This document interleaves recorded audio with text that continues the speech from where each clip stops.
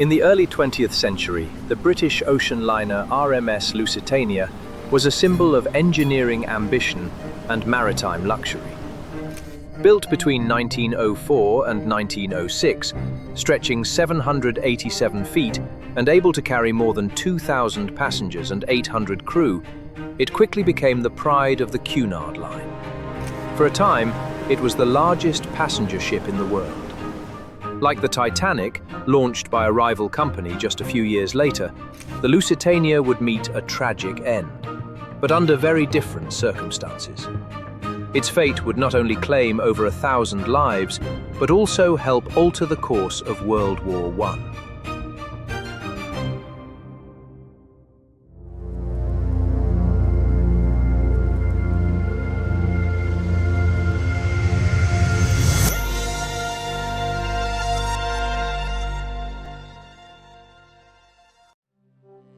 By 1914, the First World War had engulfed Europe, and Germany found itself strangled by a crippling British naval blockade. Food, fuel, and war materials turned scarce. In response, Germany relied heavily on its formidable new weapon, the U-boat. These submarines began targeting vessels supplying Britain, including neutral ships sailing from the United States.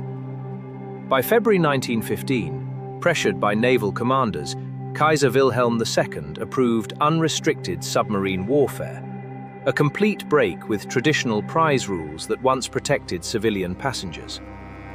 Germany argued that such rules were impossible to follow when British merchant vessels were being armed, sometimes covertly. One of those ships was the Lusitania. On May 1, 1915, the Lusitania departed New York for Liverpool. Days earlier, a chilling notice had appeared in American newspapers. The Imperial German Embassy warned that any ship flying the British flag could be destroyed in the war zone.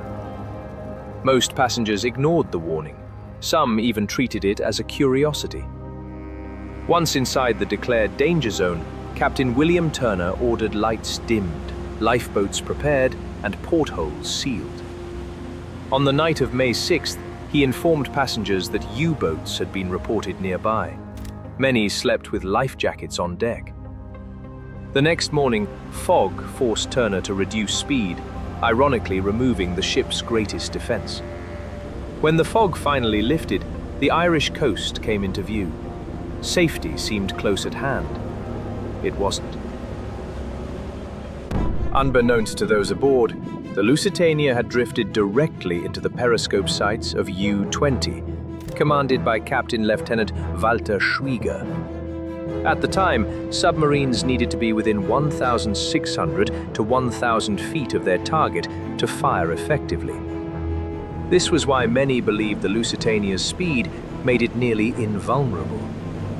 Yet a minor change of course, ordered by Captain Turner after receiving inconsistent instructions, brought the ship within perfect range. Schwieger believed the liner was traveling 4 knots faster than it actually was. That miscalculation resulted in a torpedo path that struck the ship with almost surgical precision. At 2:10 p.m. on May 7, 1915, a single torpedo left the tube of U-20. The torpedo struck the starboard side, just below the bridge. Moments later came a second, far more devastating explosion, the blast that would doom the Lusitania. What caused this second explosion became one of the most enduring and controversial mysteries of the disaster. Though officially a passenger liner, the Lusitania was also carrying war materiel. Germany claimed this cargo triggered the fatal secondary blast. The British government initially denied transporting ammunition. Later, it admitted to carrying small arms cartridges and empty shell cases, but nothing more. Yet the secrecy around the wreck deepened suspicion. Despite this, numerous surveys of the wreck have never found live explosives. The true cause of the second blast remains unresolved. The second explosion tore through internal compartments, devastating a boiler room and accelerating flooding. Within minutes, the Lusitania developed a severe list. Lifeboats swung uncontrollably, many smashing to pieces or drowning those attempting to board.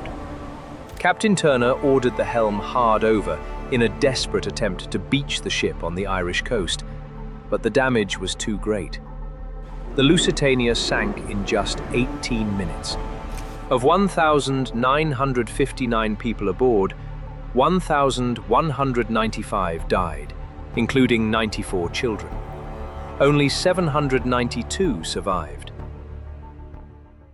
Captain Turner did everything within his power to prevent disaster. He remained on the bridge until water rose to that level, still wearing his life jacket. When the ship sank beneath him, he was swept into the sea and drifted for 3 hours before being rescued. Nevertheless, public opinion turned against him. Some survivors shouted insults at him in the streets. Anonymous letters accused him of cowardice for surviving. The Admiralty quietly pushed blame in his direction.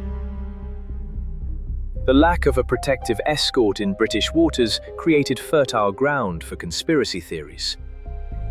A week before the disaster, Winston Churchill, then First Lord of the Admiralty, wrote a letter stating that encouraging neutral shipping to continue sailing into danger might help draw the United States into the conflict.